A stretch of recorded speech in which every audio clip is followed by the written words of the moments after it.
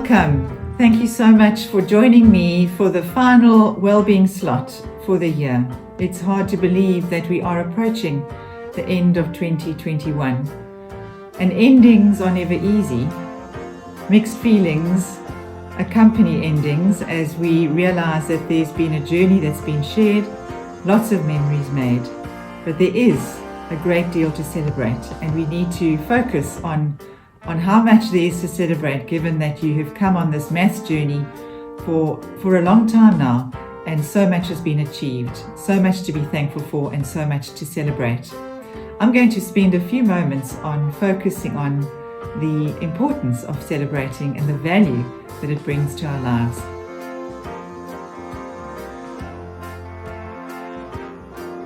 Celebrations enhance our well-being, and we know that over the past 20 months it's been very difficult to celebrate. It's been very difficult to gather, to celebrate people or special occasions, and this has been very challenging, because part of being human involves connecting, involves celebrating, involves being together. Now that COVID-19 restrictions have been lifted, we are able to gather safely, and it would be encouraged to do so where you can, to mark the end of this journey together and just to acknowledge all that has been achieved. Research shows that celebrations bring people together, promote connection, and also punctuate our daily routine. It's so important to have things to look forward to, and certainly celebrations allow us to feel positive and upbeat. If we think of our mental state as a battery, we can feel fully charged, or we can feel completely depleted, or we can be somewhere in between. Now, if we are fully charged, then we are able to cope with challenges, we're able to tolerate difficult people, we're more alert and we're more confident.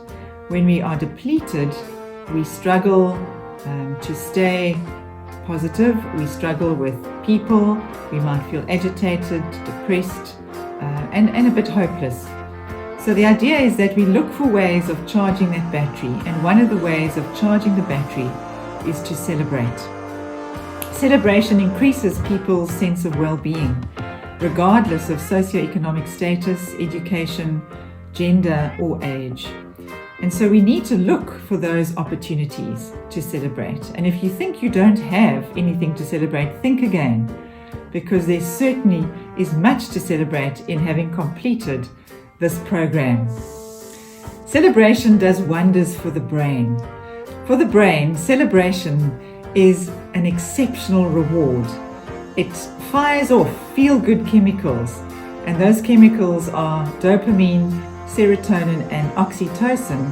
Gives the brain just a wonderful positive energy boost. What else happens is that levels of cortisol, which is the stress hormone, are lowered when these feel-good chemicals are released, and the emotional center of the brain, the amygdala, is calmed when these feel-good chemicals are released. So one can then conclude that there's just an overall sense of calmness and well-being that comes over an individual when there is a release of these three chemicals: dopamine, oxytocin, and serotonin.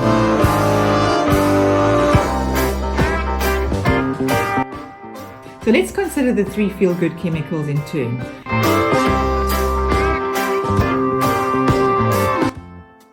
Dopamine gets fired when there's a reward sensation. You tick something off your list and you feel good. A release of dopamine. You have a positive conversation with somebody at a celebration and there's a release of dopamine. It accompanies a feeling of accomplishment and positivity, and keeps you feeling focused and wanting to push forward.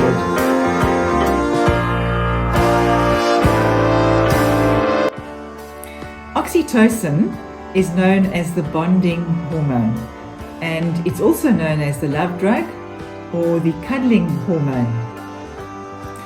It gives us a sense of closeness, it gives us a sense of safety and a sense of belonging. It's released abundantly when we engage in physical contact with a loved one, but it can also be released when there is eye contact, when there is a high five or a fist pump or even a smile, there's a sense of connection, and that brings about a feeling of closeness. And so we can take that into the school context and realize that for children, to have that oxytocin released in the brain is very important for their sense of well-being.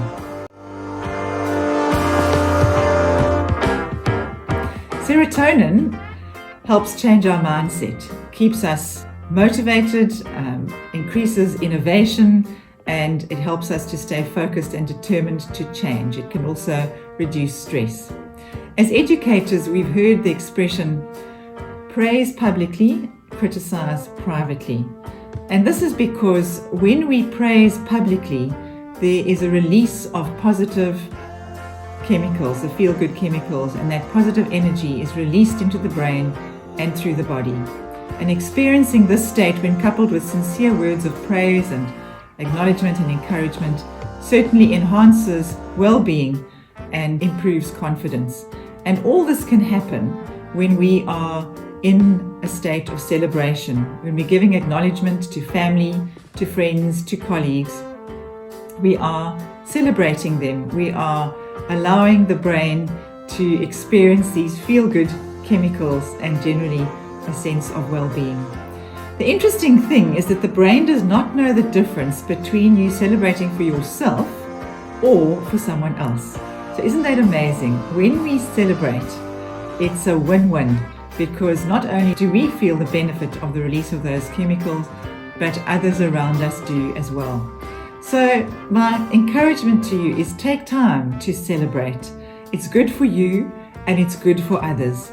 And let's embrace each day. Seek things to be grateful for, to celebrate, and to look forward to. And I'd like to close with a quote from Henry Nouwen. He says the following, "Each day holds a surprise, but only if we expect it can we see, hear, or feel it when it comes to us. Let's not be afraid to receive each day's surprise.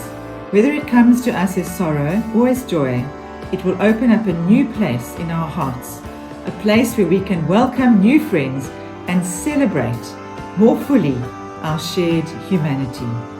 So take time to celebrate. Be celebrated as you conclude this program. And remember that celebrating and being connected makes us human. Thank you so much for watching.